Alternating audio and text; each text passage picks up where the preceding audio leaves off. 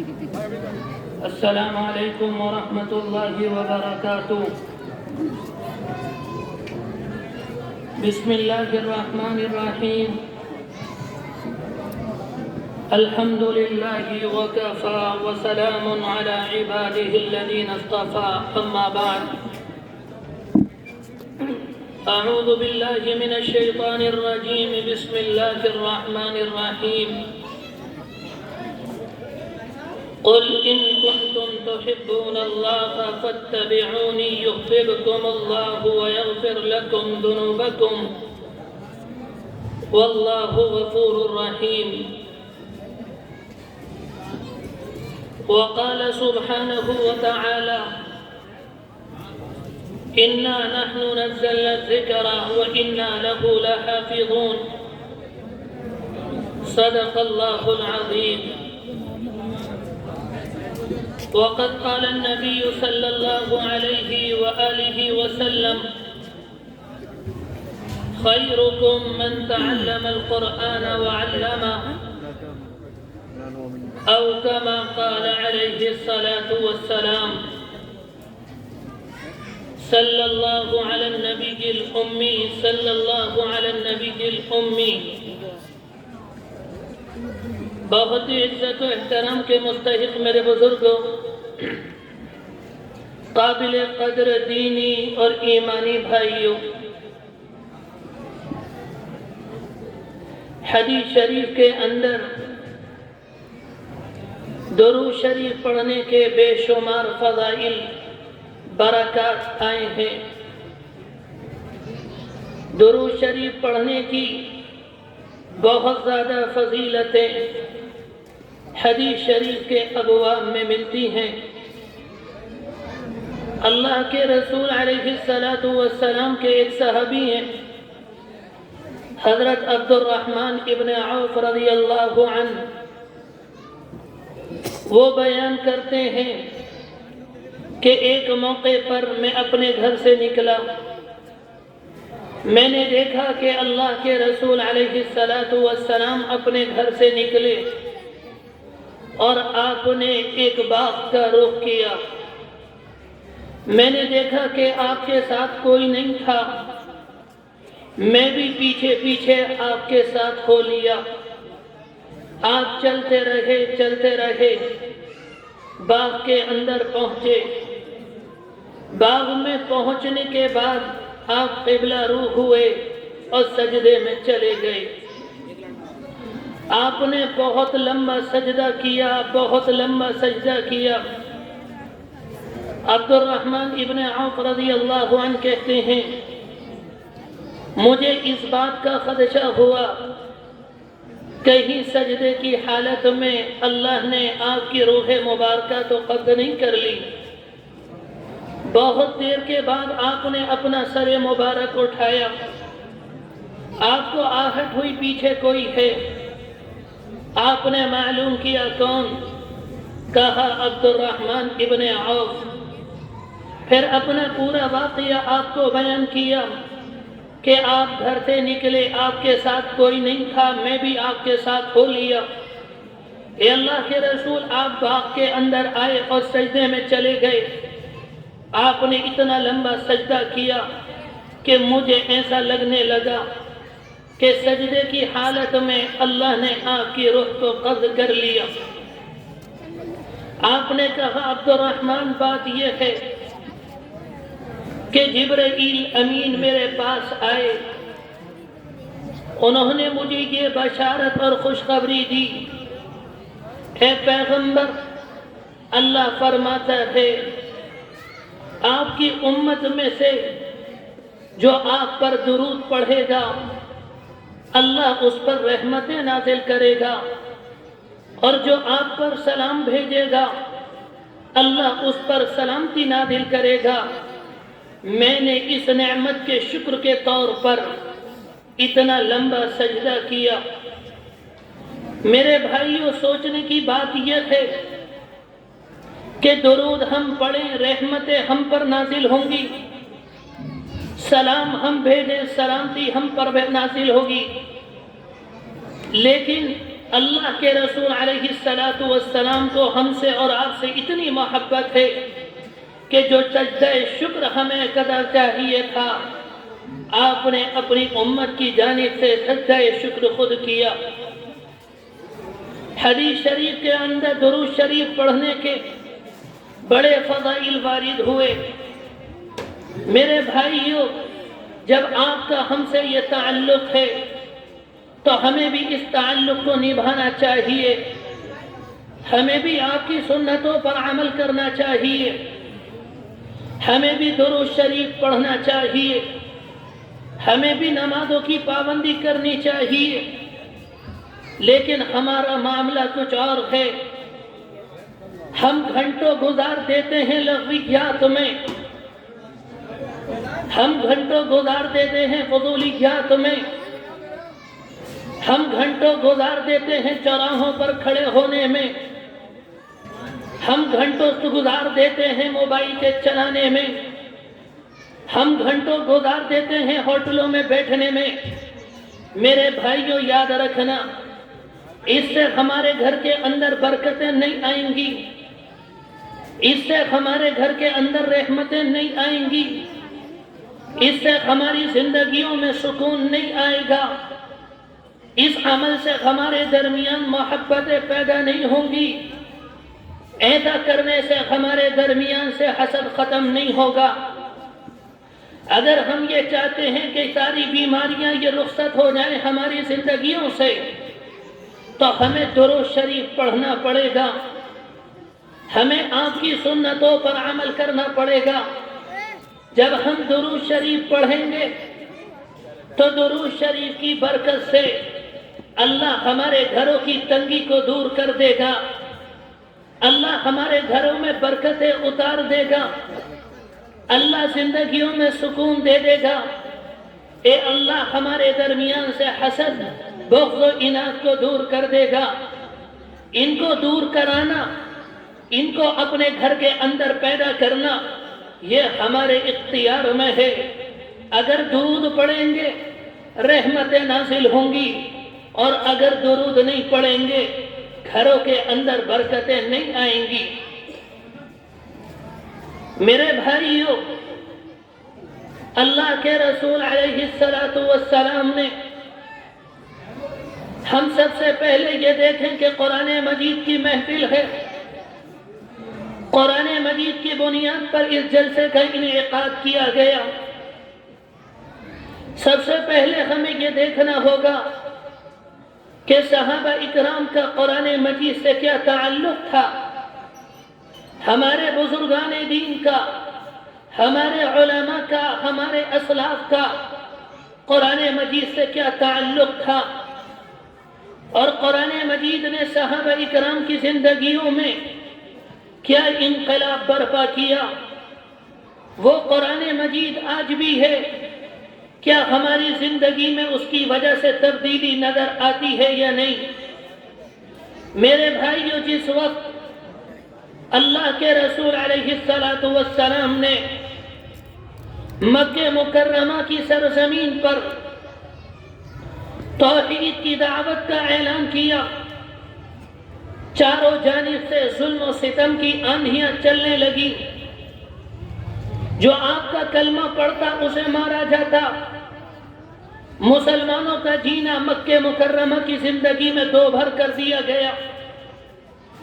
میرے بھائیوں، آج ہم آرام سے اللہ کا نام لیتے ہیں، ہم آپ کا کلمہ پڑھتے ہیں، اپنے بچوں کو حافظ قرآن بناتے ہیں، مسجدوں میں جا کر نمازیں پڑھتے ہیں، مدرسے قائم کرتے ہیں، ہمیں مارا نہیں جاتا، ہمیں پیٹا نہیں جاتا، لیکن ایک وقت وہ تھا جب اللہ کے نام لینے پر مارا جاتا تھا، نبی کا کلمہ پڑھنے پر لہو لہان کر دیا جاتا، جو آپ کی دعوت کو قبول کرتا اسے مارا جاتا، اسے پیٹا جاتا، اسے گھسیٹا جاتا، اسے انگاروں پر لٹایا جاتا۔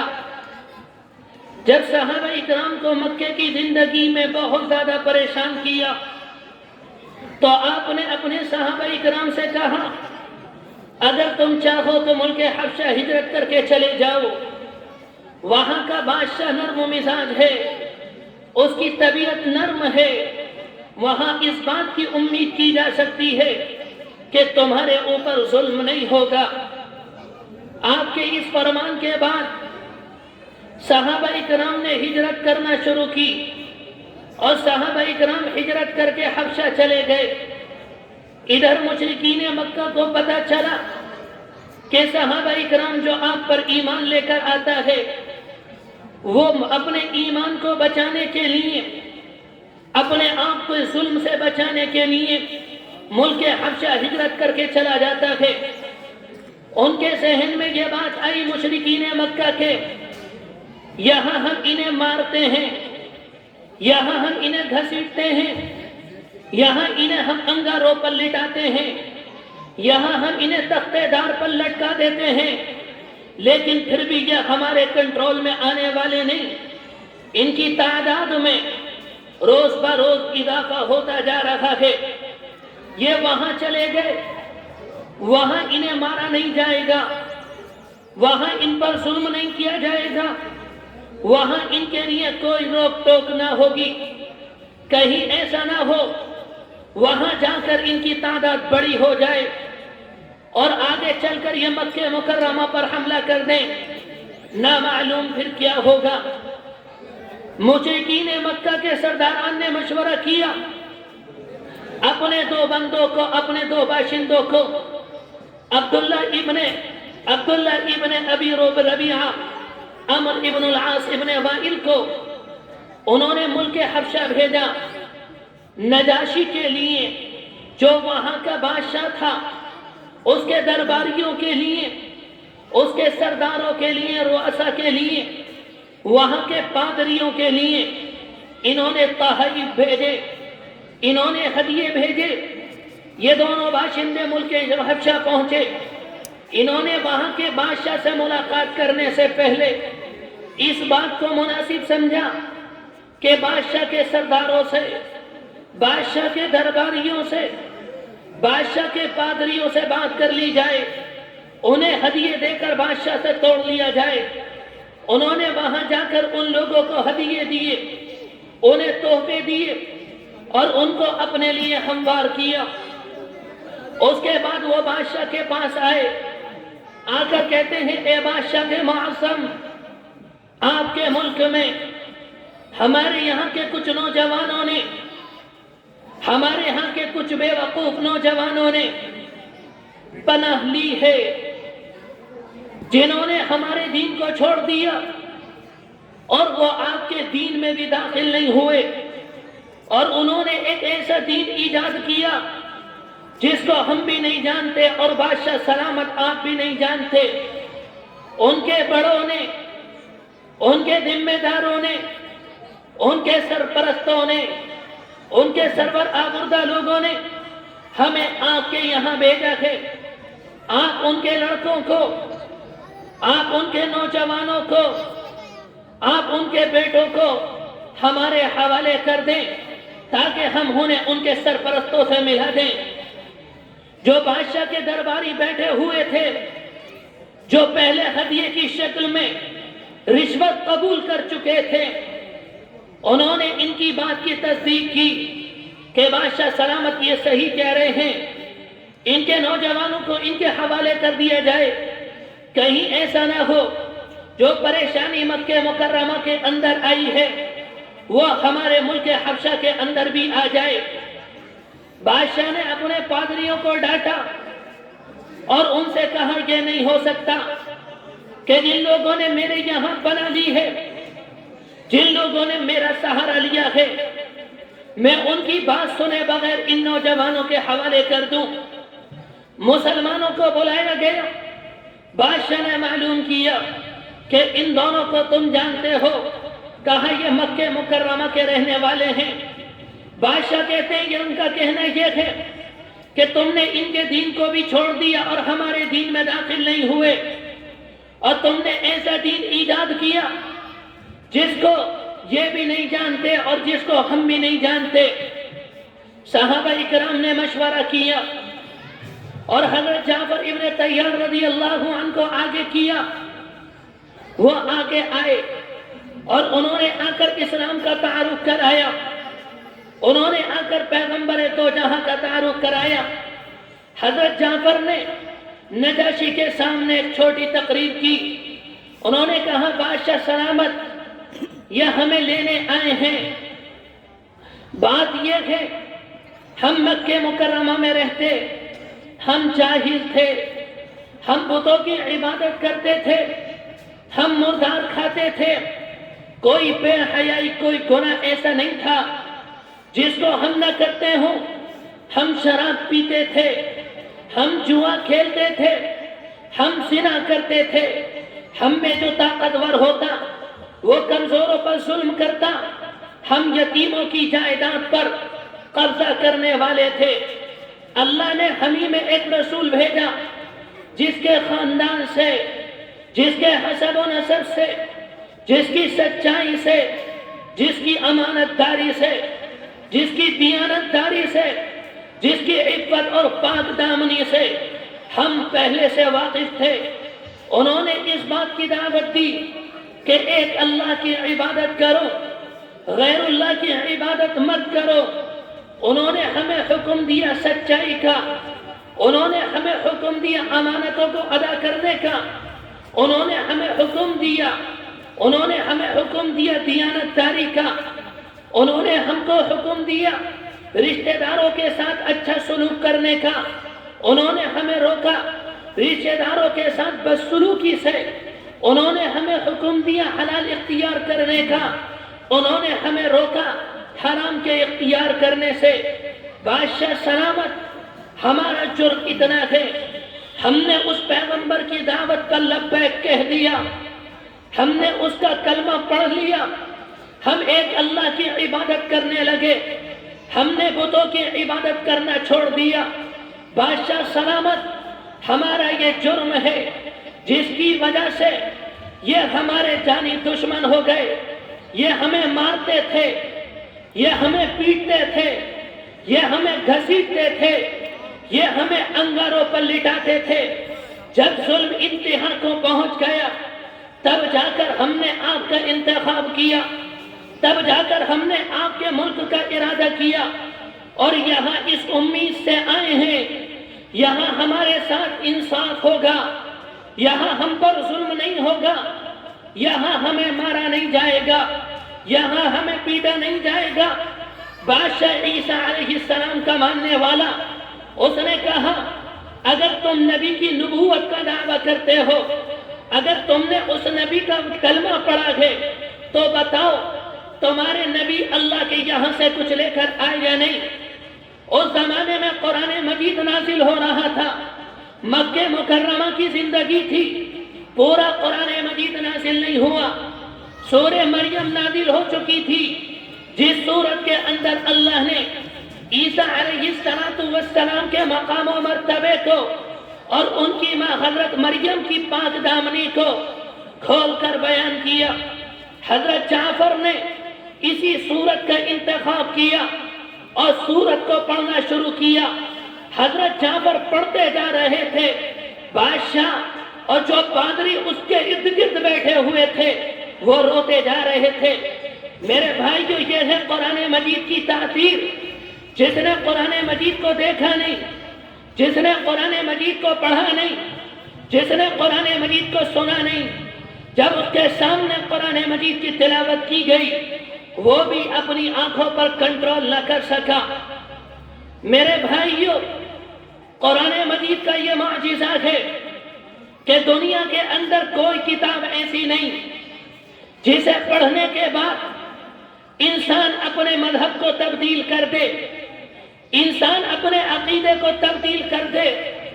مذہب اور عقیدہ ایک ایسی چیز ہے، چاہے انسان کا غلط ہی مذہب کیوں نہ ہو، انسان مر سکتا ہے، انسان لہو لہان ہو سکتا ہے، مگر اپنے عقیدے سے، مگر اپنے مذہب سے پھر نہیں سکتا. لیکن قرآن مجید دنیا میں فقط واحد کتاب ہے جسے پڑھنے کے بعد، جسے سننے کے بعد لوگوں نے بآسانی اپنے مذہب کو تبدیل کر دیا۔ میرے بھائیوں، جس زمانے میں اللہ کے رسول علیہ السلام نے مکہ مکرمہ کی سرزمین پر توحید کے علم کو بلند کیا، مکے کے لوگ آپ کے جانی دشمن ہو گئے، جو آپ کو صادق کہتے کاذب کہنے لگے، جو آپ کو امین کہتے کاہن کہنے لگے، جو آپ کو فیصل مانتے ساحر کہنے لگے، جو آپ کو حکیم کہتے وہ شاعر کہنے لگے، جو آپ کے گلے میں ہار کی مالا ڈالتے وہ رسی کے پھندے ڈالنے لگے، جو آپ کے اوپر پھول کی بوچھار کرتے وہ آپ پر پتھر برسانے لگے، جو آپ کے راستے میں اپنی پلکوں کو بچھاتے وہ آپ کے راستے میں کانٹے بچھانے لگے، آپ کا جینا دوبر کر دیا گیا۔ جب آپ گھر سے نکلتے کوئی آپ کو گالی دیتا، کوئی آپ کے چہرے پر تھوک دیتا، کوئی آپ کے اوپر مٹی ڈال دیتا، کوئی آپ کے اوپر کوڑا اور کچرا ڈال دیتا، ظلم کی انتہا نہ رہی۔ انہی ظالموں میں، انہی مخالفین میں ایک نام حضرت عمر کا ملتا ہے، ایک نام حضرت عمر کا ملتا ہے۔ آپ ان کی زندگی کو دیکھیے کہ اسلام لانے سے پہلے یہ کیا تھے اور قرآن مجید نے ان کی زندگی میں کیا انقلاب برپا کیا۔ حضرت عمر رضی اللہ عنہ کہنے لگے یہ کیا روز روز کا جھگڑا ہے، میں آج چاہتا ہوں نعوذ باللہ محمد رسول اللہ صلی اللہ علیہ وسلم کا فیصلہ کر آتا ہوں۔ یہ کہہ کر اپنے گھر کے اندر گئے، گھر سے برہنہ تلوار لے کر آئے، آپ کی تلاش میں، آپ کے صحابہ اکرام کی تلاش میں نکلے۔ راستے میں نعیم ابن عبداللہ ملے، یہ انہی کے قبیلے کے، انہی کی برادری کے، یہ ایمان لے کر آئے، لیکن انہوں نے اپنے ایمان کو چھپایا۔ انہوں نے حضرت عمر سے معلوم کیا کہاں کا ارادہ ہے، آج تمہارا ارادہ ٹھیک نہیں لگتا۔ کہنے لگے کہ محمد رسول اللہ کا نعوذ باللہ قصہ تمام کرنے جا رہا ہوں، وہ بے دین ہو گیا ہے، وہ سابی ہو گیا ہے جس نے قریش کے پارے کو منتشر کر دیا ہے، جو ہمارے نوجوانوں کو بے وقوف کہتا ہے، جو ہمارے آباء و اجداد کو گمراہ کہتا ہے اور ہمارے معبودوں کی عبادت سے لوگوں کو روکتا ہے۔ نعیم ابن عبداللہ رضی اللہ عنہ نے، نعیم ابن مسعود نے دیکھا کہ انہوں نے بہتر یہ ہے کہ اس موقع پر ان کا رخ موڑ دیا جائے۔ کہا عمر ذرا ہوشیاری سے کام لو، ذرا عقل پکڑو، محمد کے پاس بعد میں جانا، پہلے اپنے گھرانے کی خبر لو۔ انہوں نے معلوم کیا کیا میرے گھر کے اندر بھی کوئی ایمان لے کر آیا؟ کہا ہاں، تمہاری بہن فاطمہ نے، تمہارے بہنوئی سعید ابن زید نے تمہارے دین کو ٹھکرا دیا ہے، محمد رسول اللہ کا کلمہ پڑھ کر ان کے دین کو اپنا لیا ہے۔ یہ مڑے سیدھے اپنے بہن کے گھر پہنچے، وہاں حضرت ابن خباب رضی اللہ عنہ تھے، وہاں انہیں قرآن مجید پڑھا رہے تھے۔ ان کے پاس ایک صحیفہ تھا جس میں سورہ طٰہٰ لکھی ہوئی تھی۔ حضرت عمر گیٹ پر آئے، گیٹ پر آ کر اندر سے انہوں نے قرآن مجید کی آواز سنی، اندر آہٹ ہوئی۔ حضرت خباب ڈر کی وجہ سے گھر کے کسی کونے میں جا کر چھپ گئے، وہ گھر کے کونے میں چھپ گئے۔ حضرت عمر اندر آئے اور آ کر معلوم کیا تم کیا پڑھ رہے تھے؟ بہن نے معلوم کیا آپ نے کچھ سنا ہے۔ کہنے لگے سنا ہے کہ تم نے آباء و اجداد کے دین پر لات مار دی ہے اور تم نے محمد رسول اللہ کے دین کو اختیار کر لیا ہے۔ یہ کہنے کے بعد انہوں نے سعید ابن زید کو مارنا شروع کیا۔ اللہ نے طاقت دی تھی، جسم مضبوط تھا، بہت مارا بہت مارا بہت مارا۔ بہن بچانے کے لیے آئی، بہن کی خبر لی، بہن کو دھکا دیا، بہن زخمی ہو گئی، بہن کی آنکھوں میں آنسو آئے۔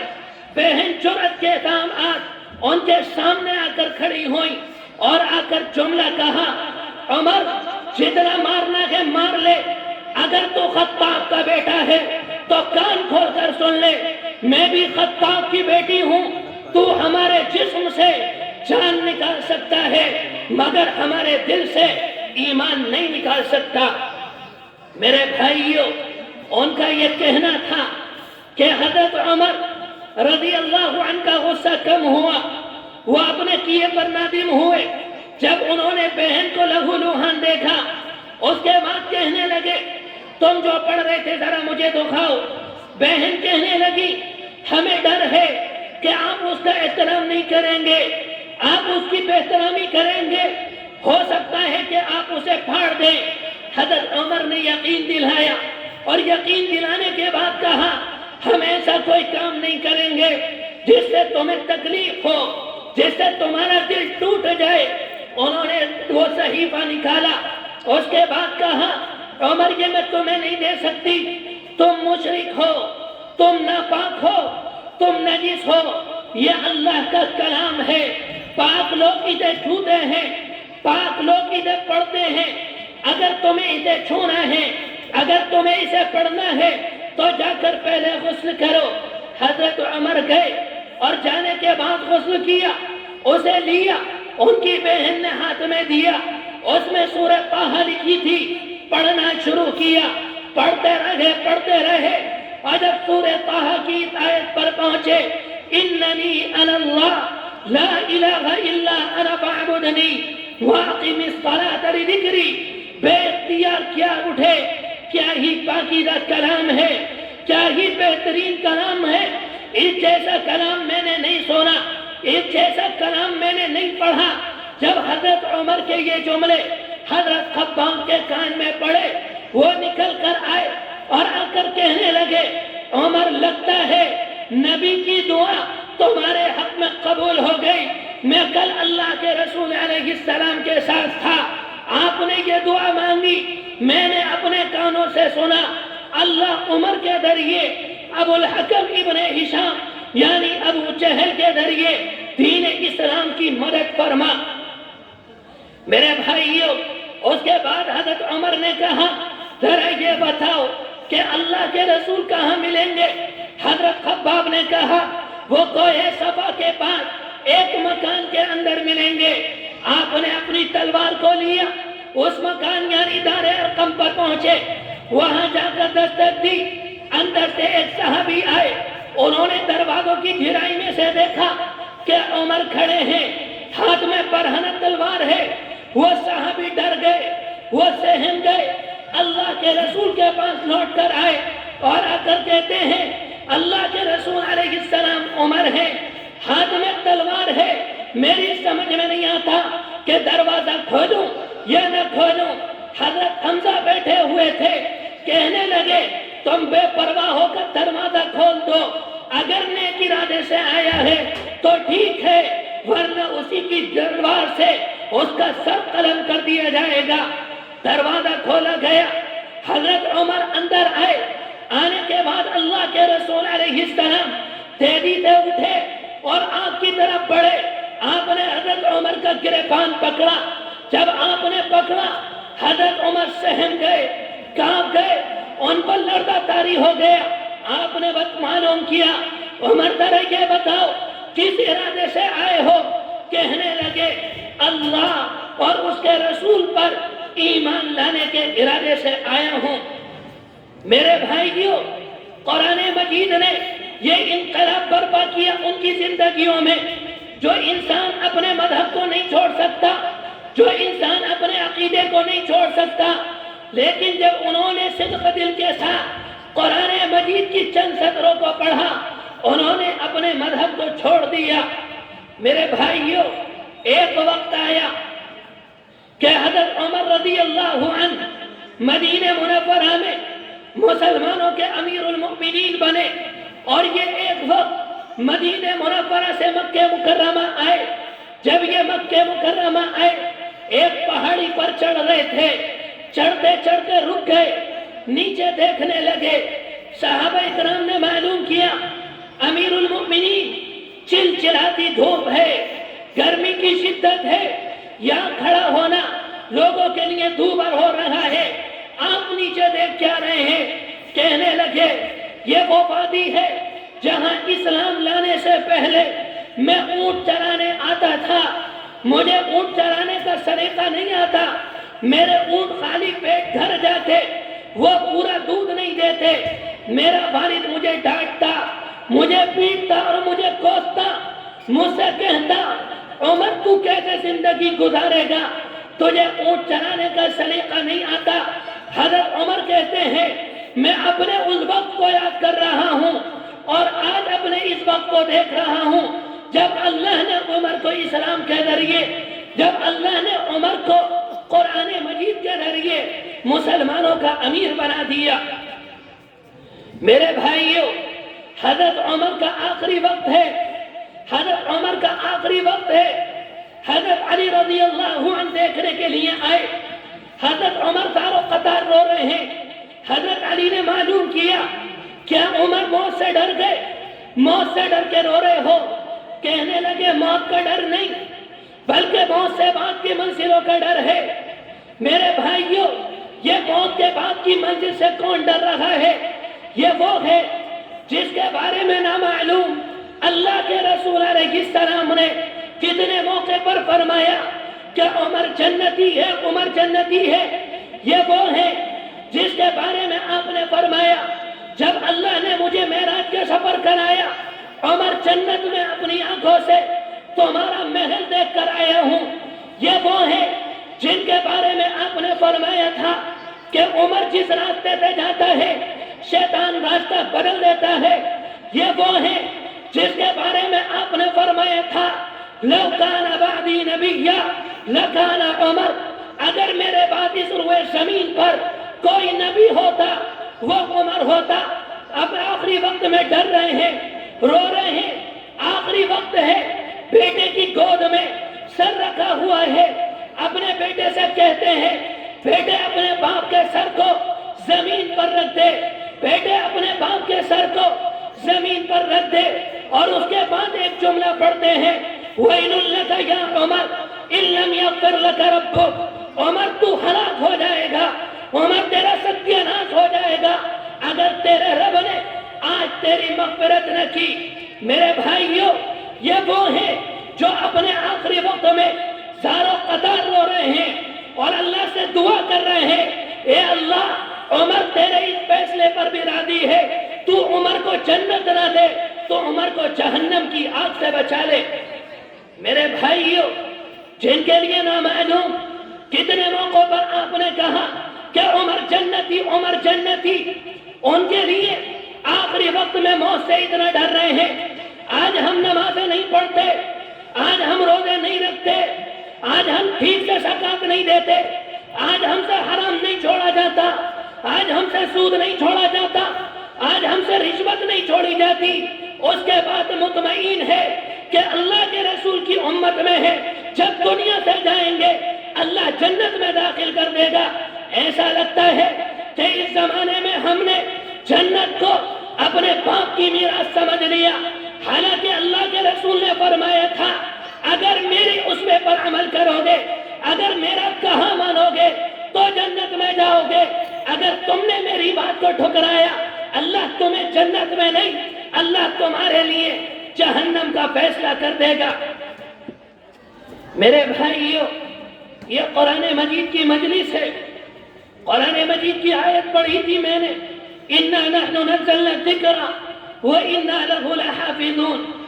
اللہ کہتا ہے کہ ہم نے اس کتاب کو نازل کیا اور اس کی حفاظت کی ذمہ داری ہماری ہے۔ میرے بھائیوں، اللہ نے اس کتاب کی حفاظت کی ذمہ داری امت محمدیہ کے افراد پر ڈالی ہے، اور امت محمدیہ میں چند افراد ایسے ہیں جن کے قلوب کو، جن کے دلوں کو اللہ نے اپنی کتاب کے لیے چن لیا ہے۔ میرے یہ بندے میری کتاب کو اپنی دلوں میں محفوظ کریں گے، میرے یہ بندے دنیا میں میری کتاب کی حفاظت کریں گے۔ میرے بھائیوں، یاد رکھنا، جس طرح سے بارش کا ہر قطرہ موتی نہیں بنتا، موتی وہی قطرہ بنتا ہے جو سیپ کے اندر جاتا ہے، اس طرح سے روئے زمین پر پیدا ہونے والا ہر بچہ حافظ قرآن نہیں بنتا۔ حافظ قرآن وہی بچہ بنتا ہے جس کے دل کو اللہ نے چن لیا ہوتا ہے۔ میرے بھائیوں، جب اللہ کسی کے دل کو چنتا ہے تو اس کے دل میں اپنی کتاب کی عظمت ڈالتا ہے، اپنی کتاب کی محبت ڈالتا ہے، اور بچے کا دل چاہتا ہے کہ میں قرآن مجید یاد کروں۔ میرے بھائیوں، یہ کیا ہے؟ یہ کیا ہے؟ یہ اللہ کا چنا ہوا بندہ ہے۔ قرآن مجید کا معجزہ یہ ہے ہمارے اور آپ کے لیے اپنی کتاب کا پڑھنا، اپنی کتاب کا سمجھنا، یعنی اردو زبان کا پڑھنا، اردو زبان کا سمجھنا اور اردو زبان کا یاد کرنا آسان ہے، اس لیے کہ ہم اردو بولتے ہیں۔ دوسری زبان کا یاد کرنا، دوسری زبان کا پڑھنا، دوسری زبان کا سمجھنا ہمارے لیے مشکل ہے، لیکن قرآن مجید جو ہماری اپنی زبان نہیں، دوسری زبان کے باوجود اللہ نے اس کا یاد کرنا ایک بچے کے لیے آسان کر دیا۔ قرآن کا ایک معجزہ یہ ہے، آپ دنیا کی کسی کتاب کو لے لیجیے جس سے آپ کی دلچسپی ہو، جس سے آپ محبت کرتے ہو، آپ ایک مرتبہ پڑھیں گے، 2 مرتبہ پڑھیں گے، 10 مرتبہ پڑھیں گے، ایک وقت آئے گا آپ کی دلچسپی ختم ہو جائے گی۔ اگر بار بار پڑھیں گے اس کتاب سے آپ کو نفرت ہونے لگے گی، لیکن قرآن مجید کا یہ معجزہ ہے، اگر ایک بار پڑھیں گے دوسری مرتبہ پڑھنے کو جی چاہے گا، بار بار پڑھیں گے بار بار پڑھنے کو جی چاہے گا۔ عمر گزر جائے گی، زندگی فنا ہو جائے گی، ہم اور آپ اپنی قبر میں چلے جائیں گے، مگر قرآن مجید کی لذت میں کمی نہیں آئے گی۔ میرے بھائیوں، یہ کیا ہے؟ یہ قرآن مجید کا معجزہ ہے۔ جو بچے مدارس کے اندر یا مدارس کے باہر قرآن مجید یاد کرتے ہیں، اللہ انہیں دنیا میں بھی انعام دے گا، آخرت میں بھی انعام دے گا۔ دنیا میں ان کے انعام یہ ہے، اللہ انہیں ارتداد سے بچا لے گا، اللہ انہیں مرتد ہونے سے بچا لے گا، اس لیے کہ یہ اللہ کے چنے ہوئے بندے ہیں۔ آخرت کی انعام یہ ہوگا، اللہ انہیں جنت میں بھیجے گا، اور حافظ قرآن اپنے ساتھ ایسے 10 لوگوں کو جنت میں لے کر جائے گا جس پر جہنم واجب ہو چکی ہوگی۔ میرے بھائیوں، صرف مجھے یہ بتانا ہے وہ 10 لوگ کون ہوں گے جنہیں حافظ قرآن جنت میں لے کر جائے گا۔ جب کوئی بچہ حفظ کرتا ہے، خاندان کے اندر، رشتہ داروں میں، محلوں میں، دوست و احباب میں 2 طرح کے لوگ ہوتے ہیں۔ ایک وہ ہوتے ہیں جو بچے کے والدین سے آ کر کہتے ہیں، کیا بچے کو حافظ بنا رہے ہو؟ کیا بچے کو عالم بنا رہے ہو؟ کیا بچے کو مدرسے میں پڑھا رہے ہو؟ اس کا کیا بیک گراؤنڈ ہوگا؟ یہ کیا کمائے گا؟ یہ کیا کھائے گا؟ یہ مسجدوں میں امامت کرے گا، یہ مدرسوں میں پڑھائے گا، یہ لوگوں کے آگے بھیک مانگے گا، یہ لوگوں کے آگے ہاتھ پھیلائے گا۔ اور دوسرے وہ ہوتے ہیں جو بچے کی حوصلہ افزائی کرتے ہیں، جو بچے سے محبت کرتے ہیں، بچے کا خیال رکھتے ہیں، بچے سے شفقت کرتے ہیں۔ میرے بھائیوں، یاد رکھنا، جنہوں نے بچے کے باپ کو تانا دیا، کل وہ میدان قیامت میں بچے کی سفارش سے محروم رہیں گے، اس لیے کہ حضرت عائشہ نے فرمایا تھا، کسی نیکی کو چھوٹا سمجھ کر مت چھوڑنا اور کسی گناہ کو چھوٹا سمجھ کر مت کرنا۔ ہو سکتا ہے اگر ہم نے بچے کا مذاق بنا دیا، ہم نے حافظ قرآن کا مذاق بنا دیا، اللہ کو ہمارا یہ عمل پسند نہ آیا، اللہ جہنم میں بھیج دے گا۔ اور اگر ہم نے بچے کی حوصلہ افزائی کی، بچے سے محبتیں کی، اللہ کو یہ عمل پسند آیا، اللہ ہمارے لیے جنتوں کا فیصلہ کر دے گا۔ میرے بھائیوں، اس زمانے میں کہا جاتا ہے کہ بچوں کو حافظ مت بناؤ، بچوں کو ڈاکٹر بناؤ، بچوں کو انجینئر بناؤ، بچوں کو لائر بناؤ، بچوں کو ٹیچر بناؤ۔ میرے بھائیوں، یاد رکھنا، اگر ہم نے بچے کو حافظ قرآن نہیں بنایا، اگر ہم نے بچوں کو حلال اور حرام کی تمیز نہیں بتائی، اگر ہم نے بچے کو نبی علیہ السلام کی سنتوں سے آگاہ نہیں کیا، اگر ہم نے بچے کے دین کا خیال نہیں رکھا، ہم نے اسے ڈاکٹر بنایا، وہ ڈاکٹر بن جائے گا اگر اس کے پاس دین نہیں ہوگا، اگر اس کے پاس محمد رسول اللہ کی تہذیب نہیں ہوگی، وہ ماں کے پیٹوں کو چاک کر دے گا۔ اگر ہم نے دین کے بغیر بچوں کو اپنے انجینئر بنایا، یا غریبوں کی زمین کو کھا جائے گا۔ اس کے بعد کیا ہوگا؟ اگر اس نے دنیا میں نمازیں نہ پڑھی، اگر اس نے دنیا میں روزے نہ رکھے، اگر اس نے دنیا میں نیک کام نہ کہا، اور یہ دنیا میں زمینیں خریدتا رہا، ماں کے پیٹوں کو چاک کرتا رہا، یتیموں کی جائیدادوں پر قبضہ کرتا رہا، کل جب اللہ اس کی بدعملی کی وجہ سے اس کے لیے جہنم کا فیصلہ کرے گا، یہ اللہ سے کہے گا، اے اللہ ذرا ٹھہریے، بلائیے میری ماں کو اور بلائیے میرے باپ کو۔ کہاں ہے میری ماں اور کہاں ہے میرا باپ؟ بچے کی فرمائش پر والدین کو لایا جائے گا۔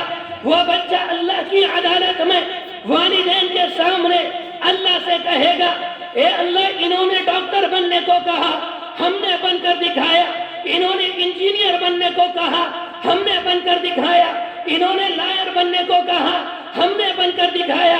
اے اللہ اگر یہ ہم سے کہتے قرآن مجید یاد کر کر دکھاؤ، ہم قرآن مجید یاد کر کر دکھاتے۔ اگر یہ ہم سے کہتے عالم دین بن کر دکھاؤ، ہم عالم دین بن کر دکھاتے۔ اگر یہ ہم سے کہتے محمد رسول اللہ کی تہذیب کو اختیار کرو، دنیا میں ہم نے آپ کی تہذیب کو اختیار کیا ہوتا۔ اے اللہ اگر آج ہم جہنم میں جا رہے ہیں، ان کی وجہ سے جا رہے ہیں، اس کے بعد وہ بچے اللہ سے کہیں گے ربنا آتِہم ضعفین من العذاب والعنہم لعنا کبیرا۔ اے اللہ ہم ان کی وجہ سے جہنم میں جا رہے ہیں، ہماری ایک بات مان لیجئے، ہماری ایک بات قبول کر لیجئے، ہمارے ساتھ ہمارے والدین کو جہنم میں پھینک دیجئے۔ میرے بھائیوں، اللہ بچوں کی فرمائش کو قبول کرے گا اور بچوں کے ساتھ ان کے والدین کو جہنم میں پھینک دے گا۔ میں آپ سے یہ نہیں کہتا کہ آپ ڈاکٹر نہ بنائیں، میں آپ سے یہ نہیں کہتا آپ انجینئر نہ بنائیں، آپ انجینئر بھی بنائیں، آپ ڈاکٹر بھی بنائیں، لیکن اپنے بچے کو ساتھ میں قرآن مجید پڑھائیں، اپنے بچے کو اللہ کے رسول کی سیرت پڑھائیں۔ میرے بھائیوں، میں آپ سے اتنا کہوں گا، ہم میں سے اگر ہم یہ چاہتے ہیں کہ ہمارا خاتمہ ایمان پر ہو، اگر ہم حافظ نہ ہو سکے، اپنے گھر میں ایک حافظ قرآن پیدا کریں۔ یہ حافظ قرآن اللہ کا چنا ہوا بندہ ہے، یہ بھی مرتد نہیں ہونے ہوگا، اور اللہ اس کی برکت سے اس کے خاندان کو بچا لے گا۔ میں آپ سے اتنا کہوں گا، اگر خود حافظ نہ ہوئے، اس بات کا ارادہ لے کر یہاں سے جائیں کہ ہم اپنے گھروں میں انشاءاللہ ہر آدمی اپنے گھر میں حافظ قرآن بنے گا، اپنے ایک بچے کو حفظ کرائے گا۔ جن بچوں نے حفظ کیا اللہ انہیں قبول فرمائے، جن اساتذہ نے کرایا انہیں قبول فرمائے، جہاں بیٹھ کر کیا اللہ اس جگہ کو، اس مدرسے کو قبول فرمائے، اور ہمارے ہر گھر میں ایک حافظ قرآن پیدا فرمائے۔ جو بات کہی گئی اللہ عمل کی توفیق نصیب فرمائے۔ وآخر دعوانا ان الحمد للہ رب العالمین۔